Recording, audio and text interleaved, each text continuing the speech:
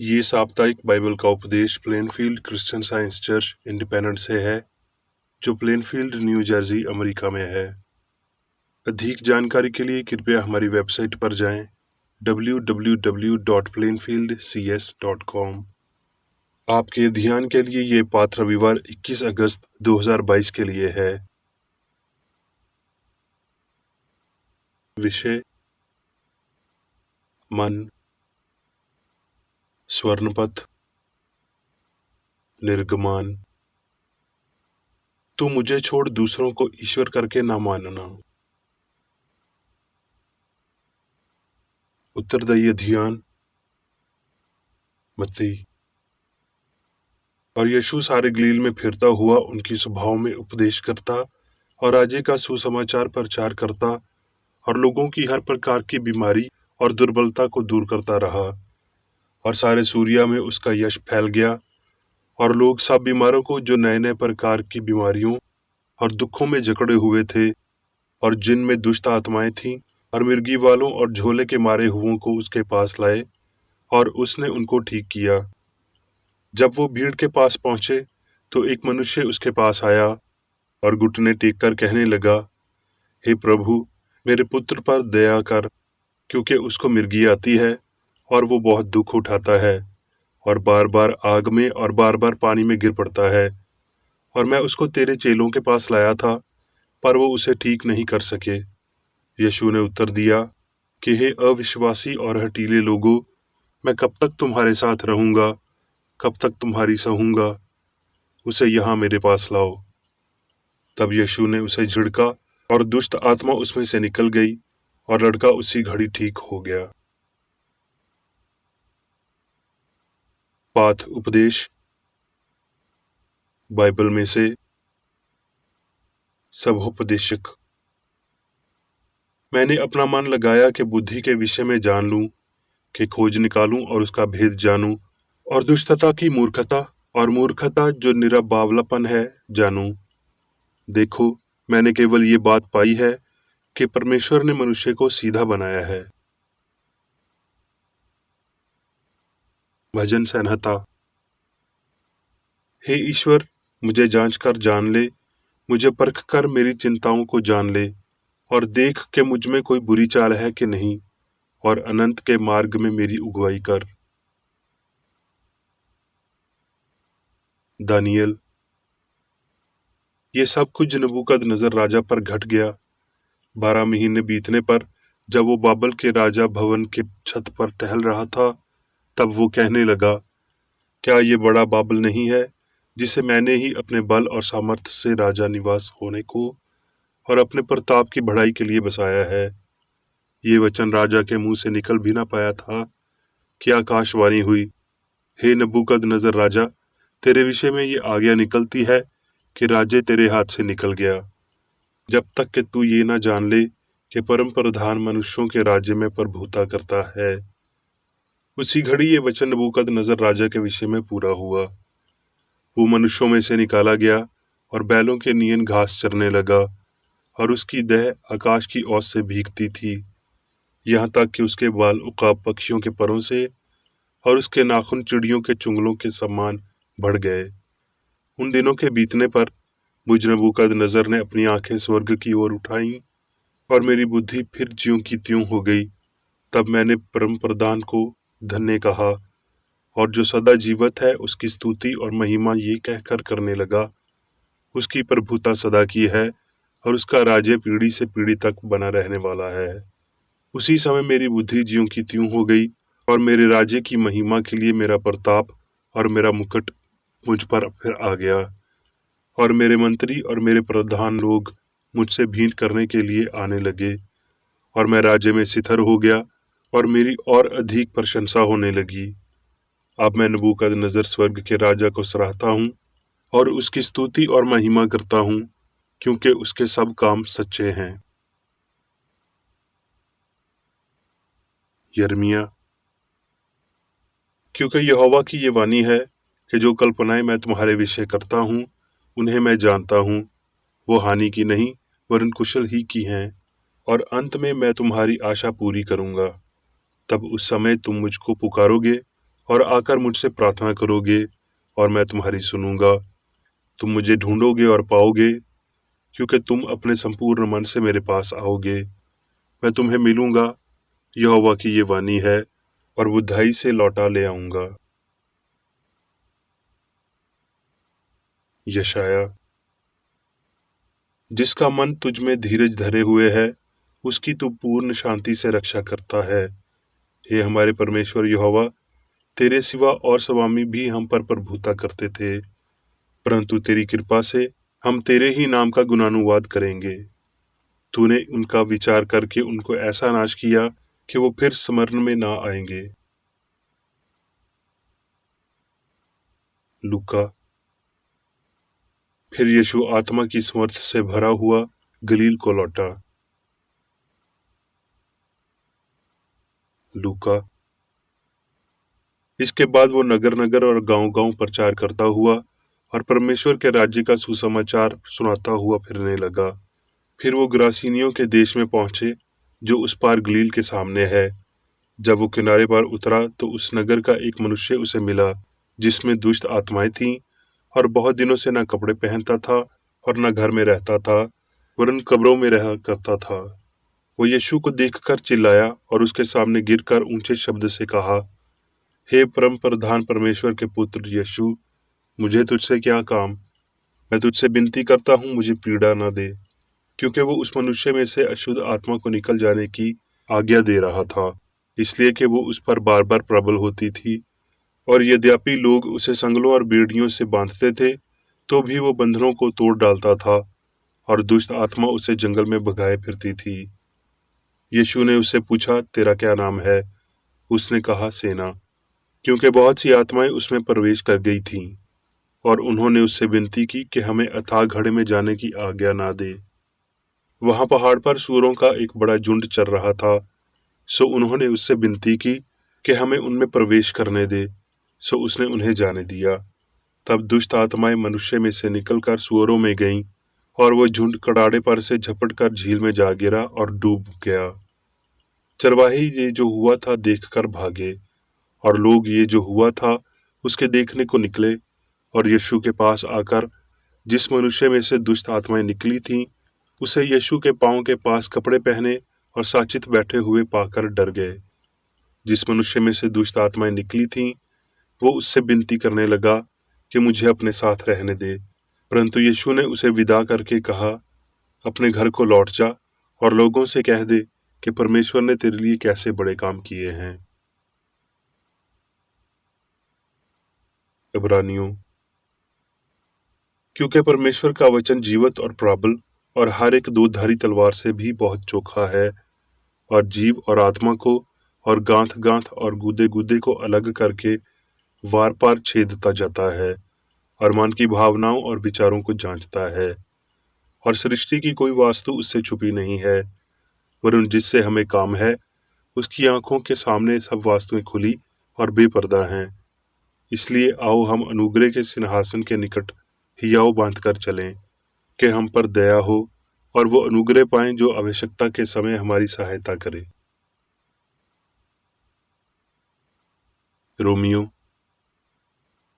जितनी बातें पहले से लिखी गई हैं, वो हमारी ही शिक्षा के लिए लिखी गई, ताकि तुम एक मन और एक मुंह होकर हमारे प्रभु यीशु मसीह के पिता परमेश्वर की बड़ाई करो। अब मैं मेरी बेकरेडी द्वारा क्रिश्चियन साइंस की किताब विज्ञान और स्वस्थ शास्त्रों की कुंजी के साथ के साहस संबंधी अंश पढ़ूंगा। विज्ञान और स्वस्थ। इस विज्ञान की पहली मांग है दूसरों को ईश्वर करके न मानना। इस आज्ञा का ये अर्थ है, आपके पास कोई बुद्धि नहीं, कोई जीवन नहीं है, कोई पदार्थ नहीं है, कोई सत्य नहीं है, कोई प्रेम नहीं है, इसके अलावा जो आध्यात्मिक है। ये अच्छी तरह समझ जाना चाहिए कि सभी पुरुषों का एक मन, एक ईश्वर और पिता, एक जीवन, सत्य और प्रेम होता है। कोई अनय देवता नहीं, कोई दूसरा नहीं, बल्कि एक ही मार्गदर्शक का मन मनुष्य ईश्वर की समानता है, शुद्ध और शाश्वत है, और उसके पास वो मन है जो मसीह में भी था। परमेश्वर महान मैं हूँ, सर्वज्ञान, सर्वदर्शन, सर्विकाय, सर्वप्रिय और शाश्वत, सिद्धांत, मन, अंत, आत्मा, जिंदगी, सत्य, प्रेम, सभी पदार्थ, बुद्धि। देवता, ये विश्वास के अनंत मान सीमित रूपों में है। मस्तिष्क, तंत्रिका पदार्थ में विद्यमान विभिन्न सिद्धांत जो मन का भौतिक अर्थ मानते हैं। संदिग्ध दिमाग या आत्माएं, अंदर या बाहर का पदार्थ, गलत और नश्वर। समय आ गया है कि अनंत और भौतिक शरीर की मन की सीट के रूप में एक सीमित अवधारणा के लिए बुद्धि की दिव्य भावना और उसकी अभिव्यक्तियों को जगह दी जाए। बेहतर समझ के लिए कि विज्ञान सर्वोच्च होने के लिए दिव्य सिद्धांत या विचार देता है। नश्वर कला की नींव मनुष्य की उत्पत्ति का एक गलत अर्थ है। ठीक से शुरू करने के लिए सही तरीके से समाप्त करना है। हर अवधारणा जो मस्तिष्क से शुरू होती है, मिथ्याया से शुरू होती है। ईश्वरीय मन ही अस्तित्व का एकमात्र कारण या सिद्धांत है। कारण पदार्थ में, नश्वर मन में या भौतिक रूपों में मौजूद नहीं है। मुर्दे अहंकारी हैं, वो खुद को स्वतंत्र कार्यकर्ता, व्यक्तिगत लेखक, यहाँ तक कि किसी चीज के विशेष अधिकार प्राप्त प्रवर्तिक मानते हैं जिसे देवता नहीं बना सकते या नहीं बनाया। ये समझ के अहंकार मन है और ये कि एक मन या बुद्धि है, एक बार में नश्वर्त की त्रुटियों को नष्ट करने और अमर भावना की सच्चाई की आपूर्ति करने के लिए शुरू होता है। ये समझ शरीर को सामंजस्य पूर्ण बनाती है। ये तंत्रिकाओं, हड्डियों, मस्तिष्क इत्यादि को मालिक की बजाय नौकर बनाती है। मस्तिष्क भगवान के मनुष्य का कोई विचार नहीं दे सकता। ये मन का कोई संज्ञान नहीं ले सकता। पदार्थ अनंत मन का एक अंग नहीं है। मानव विचार को स्वयं भौतिकता और बंधन से मुक्त करना होगा। इसे अब सर, हृदय या फेफड़ों से नहीं पूछना चाहिए। जीवन के लिए मनुष्य की संभावनाएं क्या हैं? मन असहाय नहीं है। बुद्धि के समक्ष बुद्धिमता मुख नहीं है। मन, ईश्वर, आत्माओं की सौगंध, बुद्धि का वातावरण भेजता है। ये विश्वास के खोपड़ी के नीचे एक गुद्देदार एक पदार्थ मन है। बुद्धि का उपहास है, मन की नकल है।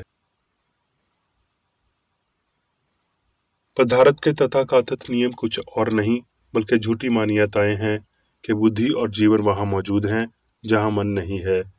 ये झूठे विश्वास सभी पापों और बीमारियों का कारण बनते हैं। विपरीत सत्य की बुद्धि और जीवन आध्यात्मिक हैं, कभी भौतिक नहीं। पाप, बीमारी और मृत्यु को नष्ट करते हैं।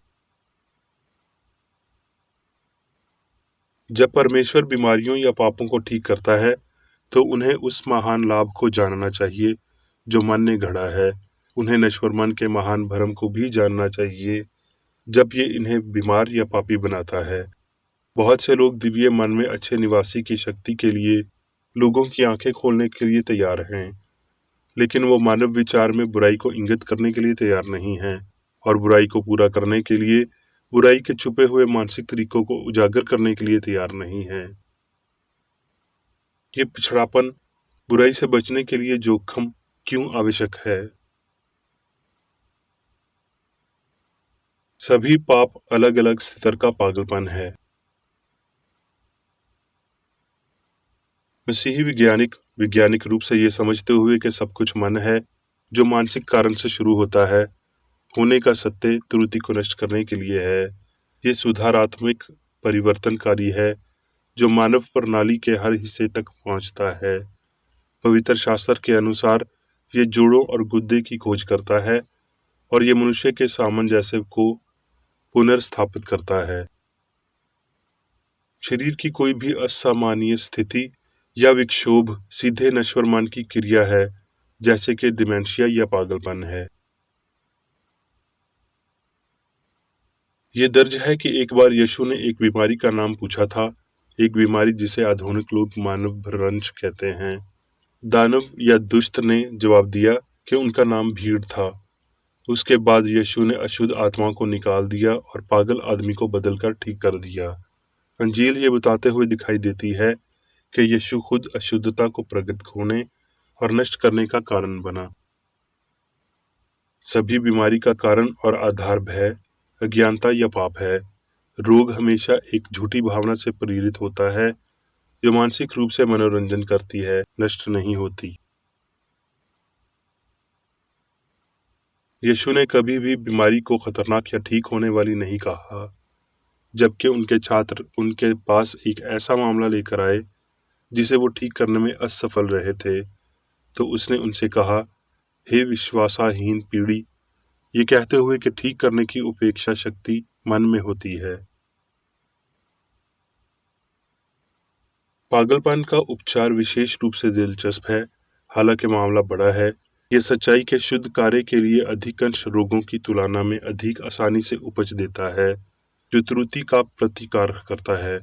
पागलपन का इलाज करने में दी जाने वाली दलीलें अन्य बीमारियों की तरह ही हैं, अर्थात वो असंभावना जो मस्तिष्क को नियंत्रित या विचलित कर सकती है या पीड़ित कर सकती है।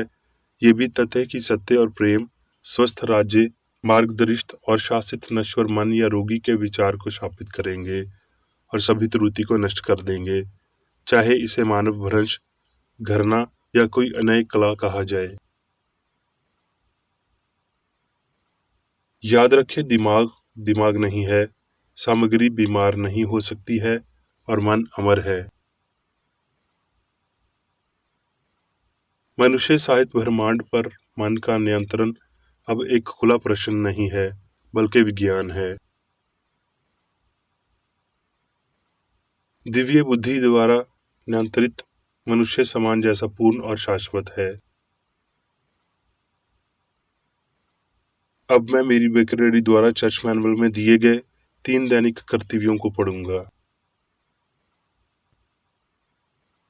दैनिक प्रार्थना।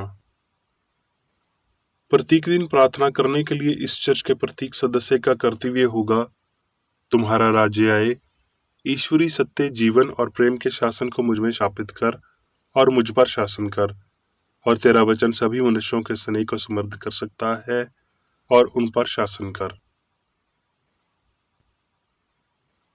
आदेशों और कर्तव्यों के लिए एक नियम। ना तो दुश्मनी और ना व्यक्तिगत लगाव मदर चर्च के सदस्यों के आदेशों और कर्तव्यों पर लागू करना चाहिए। विज्ञान में दिव्य प्रेम ही मनुष्य को नियंत्रित करता है और एक क्रिश्चियन विज्ञानी प्यार की मीठी सुविधाओं को दर्शाता है। प्यार में डांटने पर, सच्चा भाईचारा, परोपकार और क्षमा में। इस चर्च के सदस्यों को प्रतिदिन ध्यान रखना चाहिए और सभी बुराई दूर करने, भविष्यवाणी, न्याय करने, निंदा करने, परामर्श देने, प्रभावित करने या गलत तरीके से प्रभावित होने से बचने के लिए प्रार्थना करनी चाहिए। कर्तव्य के प्रति सतर्कता। इस चर्च के प्रत्येक सदस्य का यह कर्तव्य होगा कि वह प्रतिदिन आक्रामक मानसिक सुझाव से बचाव करे और भूलकर भी ईश्वर, नेता और मानव जाति के प्रति अपने कर्तव्य की उपेक्षा नहीं करनी चाहिए। उनके कामों से उन्हें आंका जाएगा और वो उचित या निंदनीय होगा।